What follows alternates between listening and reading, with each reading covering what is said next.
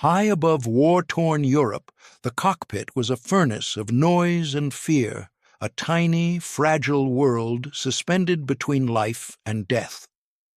Engines screamed at full throttle, the metallic rattle of 50-caliber guns echoing through the fuselage like thunder trapped in a cage. Oxygen hissed through rubber masks as pilots gasped against the altitude, their voices lost in static-filled radios. Outside, the sky was a graveyard, streaks of smoke, flashes of flak, silver bombers lumbering through the chaos while black bursts tore holes in the daylight. In that frozen, vibrating coffin of metal and glass, visibility was everything. 1 second of hesitation, one glare off the canopy, could mean the difference between a confirmed kill and a coffin draped in stars and stripes. Every pilot knew it, and yet some of them began to do something that defied reason, logic, and every line of training they'd ever received. They slid their side windows open in the middle of combat. At 25,000 feet, that decision bordered on suicide. The outside temperature dropped to nearly minus 40 degrees Fahrenheit. The instant the latch clicked open, a violent gust of freezing air tore into the cockpit, slashing across their faces and clawing at their eyes. It numbed their fingers on the stick, stiffened their joints, and filled the cabin with a shrill, unending howl. It was madness, or so it seemed. But the pilots swore by it. They claimed that with the window open, they could see better, not just look, but truly see. They said the target became sharper, the world more honest. The sun's glare no longer blinded them, and the enemy's silhouette stood out clear against the clouds. Their shooting got better. Their bursts, once wide and frantic, now hit home. At first, no one believed them. Commanders called it superstition. Engineers dismissed it as adrenaline-induced nonsense. After all, who in their right mind would willingly invite sub-zero chaos into a pressurized cockpit already filled with death? But reports began to pile up. Gun camera footage showed pilots who flew open, often against orders, landing more confirmed hits. Their tracer lines stayed straighter, their bursts tighter, their aim truer. And beneath the official silence of Air Force communiques, whispers began to spread through the fighter groups. Crack the window before you fire. The truth, as it turned out, wasn't madness. It was physics. The curved plexiglass canopy that cocooned the pilot was both a shield and a curse. At certain angles, the sunlight would refract across the dome, creating faint optical distortions that tricked the eye. The shimmer, almost invisible on the ground, could bend a pilot's perception by fractions of a degree, just enough to throw off a burst of fire by yards at combat range. The glare of the European sun, bouncing off snow and cloud banks, made it even worse. When the canopy was cracked open, the distortion vanished. The cold air sliced through the haze, the reflections disappeared, and the human eye, naked, vulnerable, primal, finally saw what the machine had hidden. The pilots didn't know the science. They didn't care. All they knew was that with the wind in their face and the raw air biting their skin, their instincts sharpened. The world slowed. The target was real. They learned to trust that feeling. Before a dogfight, they'd reach up, flick the latch, and feel that blast of air like a slap from the sky. Some said it woke them up, cleared the fear, and snapped them into focus. Others said it was like touching the war itself, a ritual that reminded them they were still alive, still in control. To outsiders, it was a reckless quirk. To the men who lived it, it was survival, the difference between guessing through glass and striking with absolute certainty. And as the gun cameras rolled and the tracers burned across the sky, the evidence became undeniable. The open window wasn't a mistake. It was an edge, a hidden advantage born not from manuals or science, but from desperation, and from a flaw no engineer ever saw coming. It started in the chaos of 1943, the year when the air war over Europe reached its boiling point. Every day, hundreds of American bombers clawed their way into German airspace, escorted by sleek new fighters, the P-47 Thunderbolt and the P-51 Mustang. These planes were fast, rugged, and deadly. They carried 8 50-caliber Brownings that could tear through steel and flesh alike. Yet, for all their firepower, something was wrong. Pilots returned from missions swearing they'd had perfect shots, bandits filling their gun sights, tracers blazing straight into the target. But when the gun camera footage came back, the results didn't match their memories. Burst after burst went wide. Enemy aircraft slipped through unscathed, leaving shaken gunners wondering if they were losing their edge. At first, the blame game began. Armorers checked every gun mount. Engineers recalibrated sights. Flight surgeons whispered about combat fatigue. Maybe the stress was making men flinch without realizing it. But even when the best marksmen missed, the mystery deepened. How could so many skilled pilots, trained to hit a target the size of a postage stamp at 300 miles per hour, be firing entire belts of ammunition into empty sky? The answer, it turned out, wasn't in the guns. It was in the glass.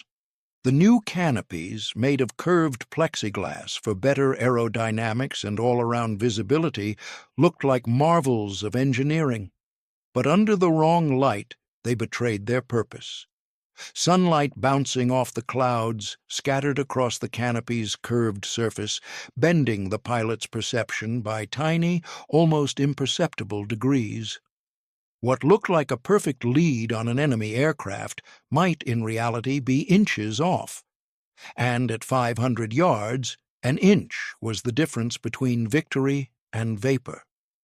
The effect was subtle enough that most never noticed it, until a few pilots started breaking the rules. One squadron flying out of East Anglia began experimenting. They were desperate, casualties were mounting, and morale was thin. One pilot, a lieutenant known for his stubborn streak, swore he could see better with the side window open. He'd cracked it once during a dive to clear condensation, only to notice that the glare vanished instantly. The sun stopped blinding him. The target stopped shimmering. For the first time in weeks, he felt in control. He kept doing it, quietly at first, not telling his superiors. Then others noticed his results. His hits climbed. His bursts grew shorter, more precise. Before long, half his flight was flying with their windows open. The change was immediate and electric. The rush of cold air blasted away the cockpit haze that built up during long missions. Moisture and oil residue that clung to the canopy edges were stripped clean by the gale. But the biggest improvement wasn't mechanical. It was psychological. The pilots felt sharper. That rush of freezing air cut through fatigue, and fear, snapping their minds awake at the exact moment they needed it most. In combat reports, officers began noticing the same pattern. Improved shooting performance under open-side conditions. Of course, official channels didn't like it. It went against flight regulations. Flying with the window open at 25,000 feet risked frostbite, oxygen imbalance, even loss of cabin pressure. One slip, one careless motion, and the icy wind could rip papers or maps straight out of the cockpit. But in war, rules bent to results. And the results spoke loudly. When the 56th Fighter Group, the famous Zemke's Wolf Pack, began using the trick during escort missions, their kill counts rose noticeably. Pilots who once struggled to land hits on fast-moving Focke-Wulfs suddenly found themselves scoring confirmed kills in fewer passes. Gun camera footage revealed tighter groupings, smoother tracking, and near-perfect bursts. Word spread through the Allied airfields like wildfire. The open window trick wasn't just about cutting glare anymore. It became a symbol of intuition, triumphing over machinery. The pilots were reclaiming a bit of humanity inside a machine designed to strip it away. They learned to feel the shot, not just calculate it, to sense the enemy's movement through the resistance of wind on their cheeks, through the change in sound as air whipped differently around the fuselage. For some, it became ritual. Before entering combat, they'd reach for the latch, click, slide, roar. The wind would explode into the cockpit, biting through gloves and masks. It was a brutal reminder of where they were, not above the war, but in it. Engineers eventually took notice. Tests at training bases confirmed that canopy curvature and light refraction could distort depth perception, especially in bright, cloud-reflective conditions.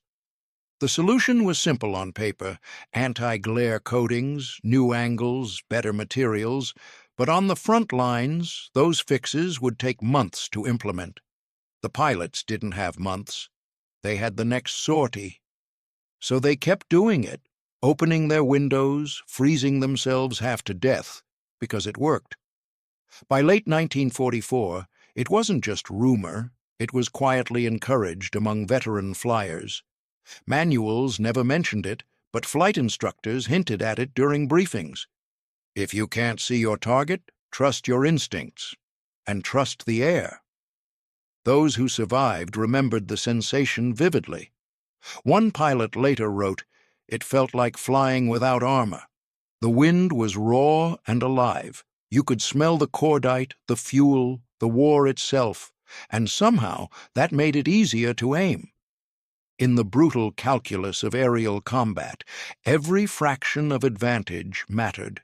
A clear view, a sharper mind, a steadier hand. Those tiny details determined who went home and who vanished into the clouds. And so, a strange ritual became legend among the fighter groups. The open window method. A rebellion against the perfection of the machine. A reminder that in the sky, clarity wasn't just about glass and instruments. It was about trust. In your instincts, in your senses, and in the raw, freezing air that carried both life and death. Then came Schweinfurt, the mission that tested everything. August 17th, 1943. The sky over Germany was a storm of death. Hundreds of B-17 flying fortresses lumbered toward their target, the ball-bearing factories at Schweinfurt and Regensburg. The Luftwaffe knew they were coming. Dozens of squadrons scrambled to intercept, and by the time the American formation crossed the Rhine, the sky had turned black with flak. Explosions burst like malignant flowers in the clouds, black, rolling, and violent. Fragments of steel sliced through wings and fuselages. Bombers staggered, burning, their contrails turning from white to gray to blood-red smoke. The escorts, the P-47 Thunderbolts, fought to hold the line. They darted in and out of formation, their .850 caliber guns hammering at enemy fighters diving from above. But the Germans were relentless. One of those escorts was flown by Lieutenant Jack Reynolds of the 56th Fighter Group.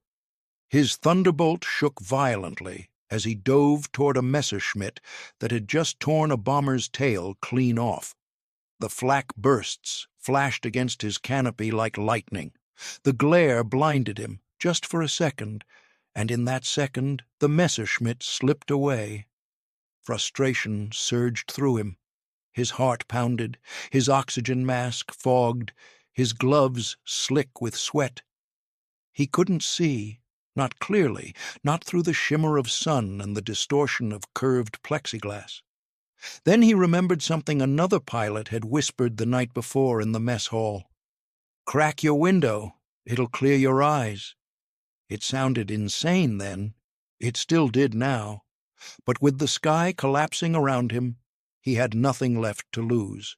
Reynolds reached up, grabbed the latch beside his seat, and pulled. Instantly, a shriek of wind filled the cockpit. It was like opening a door into a hurricane. The cold slammed into him, a violent, shocking blast that made his eyes water and his teeth ache.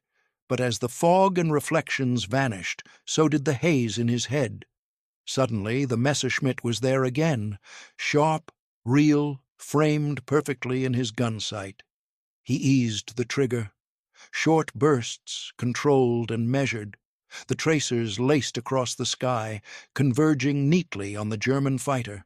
In a blink, the Messerschmitt erupted, fire and debris spiraling downward through the bomber's formation. Reynolds exhaled, his breath forming ice crystals inside his mask. His wingman's voice crackled through the radio. "You got him clean, Jack. Dead on." What he didn't know was that his gun camera was recording everything. When intelligence officers reviewed the film days later, they noticed something unusual. Reynolds's aim was unnaturally steady, his bursts tight and surgical. The analysts compared his footage to other pilots, and the difference was obvious. The canopy glare, the micro-distortion that blurred shots in so many others, was gone. The open window had fixed it. What began as a superstition whispered in barracks and briefing tents was now undeniable. Reports from other groups echoed the same story: clearer vision, sharper aim, higher accuracy. Cold air, it turned out, didn't just help visibility, it also reduced eye fatigue. The sudden temperature drop constricted pupils, heightening focus and contrast. The human body, in its raw reaction to freezing wind, became an instrument of precision. Soon, entire flights began quietly adopting the practice. It wasn't official. No manual ever mentioned it. But when pilots gathered before takeoff, their conversations turned to the same unspoken ritual. "Crack it open before the first burst," they'd say. "Feel the air. Let it wake you up." By winter, the trick had spread through squadrons across England, France, and Italy. You could walk through any Allied airfield before dawn and see men adjusting their gear, tightening their gloves, and tapping the canopy latch like a good luck charm. Some called it the truth window. Others just called it survival. The habit took on symbolic weight. It wasn't just about fighting glare anymore. It was about connection, about tearing down one more layer between man and machine. For every pilot who froze his face and fingers to the wind, the open canopy became a reminder of control, of feeling something real in a world that was trying to turn them into automatons. And in missions where every second mattered, where lives were measured in bursts of gunfire and oxygen supply, that difference, that split second of clarity, could decide everything. A pilot who saw first lived longer. A pilot who hit first saved dozens. Some commanders quietly began incorporating it into their unofficial advice. "Trust your instincts," they'd tell rookies. "When you can't see the target, maybe it's not the target that's wrong. Maybe it's the glass." After Schweinfurt, the open window method passed through the Air Corps like a secret religion.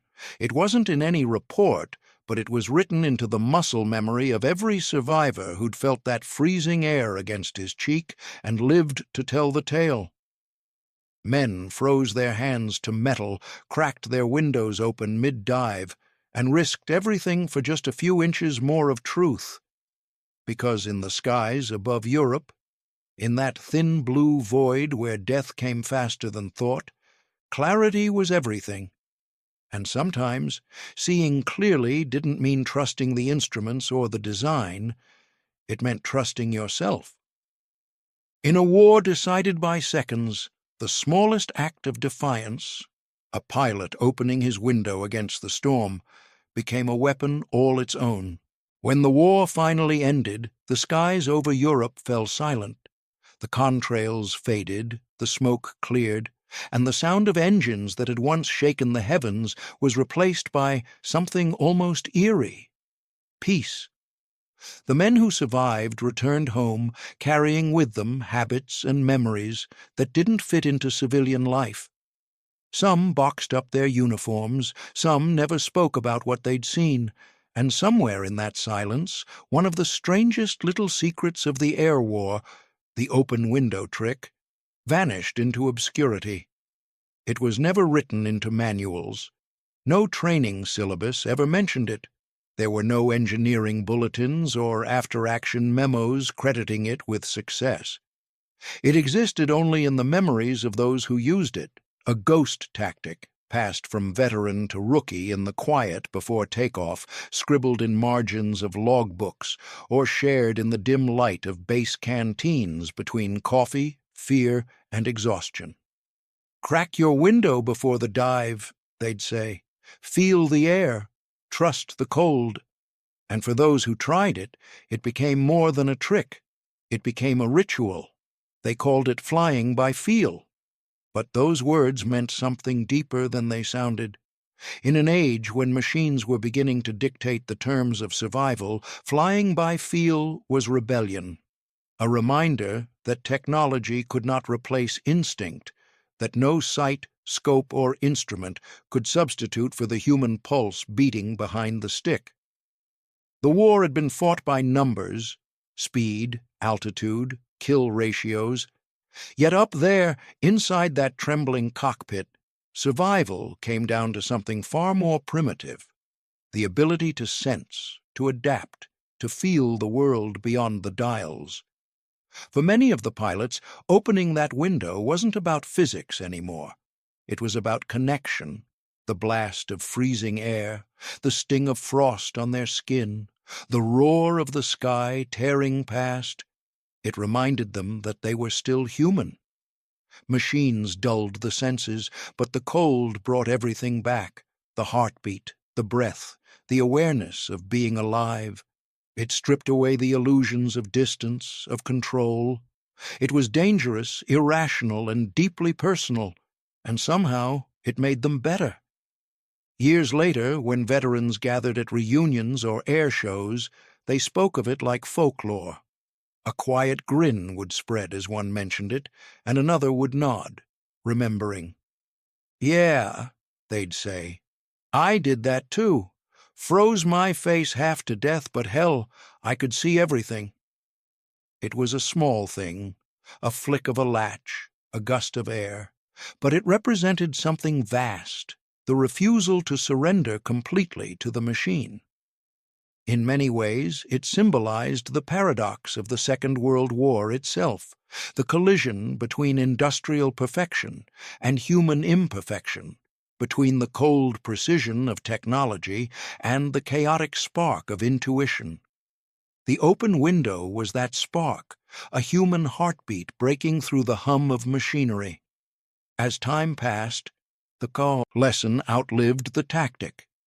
Later generations of pilots, jet age, missile age, digital age, never needed to slide open a window to see better. Their canopies were flawless, their instruments near perfect. But the story lingered, quietly, as part of aviation's oral history. It served as a kind of parable that sometimes the solution isn't in more precision, but in more presence. Because what those pilots discovered wasn't just a way to shoot straighter. It was a way to feel the fight, to strip away the filters and face the world as it truly was: cold, violent, unpredictable, and real. They learned that absolute control is an illusion, that clarity sometimes demands surrender. So when they opened those windows, they weren't chasing comfort or breaking rules for the thrill of it. They were reaching for something that no instrument could measure: a line between man and machine, between instinct and intellect, between chaos and clarity. And in that line lay a truth that outlasted the war, that no matter how advanced our tools become, no matter how perfect the design, it's still the human behind the controls who makes the impossible shot, who feels the difference between panic and precision. They opened their windows not to defy orders, but to remind themselves that they were alive, fragile, flawed, yet capable of something the machines never could: instinct. Because sometimes, to truly see, to cut through the glare and the noise and the false reflections, you have to do the unthinkable. You have to open the window. You have to let the storm in. In the end, the story of the open window isn't just about flying. It's about the human spirit. In a war ruled by steel, calculation, and machinery, a few men dared to trust something far older than technology: their instincts. They faced the sky not as machines of war, but as living, breathing souls. And in that freezing wind, they found clarity. Because sometimes the greatest precision doesn't come from the instruments in front of us, but from the courage to feel what's real.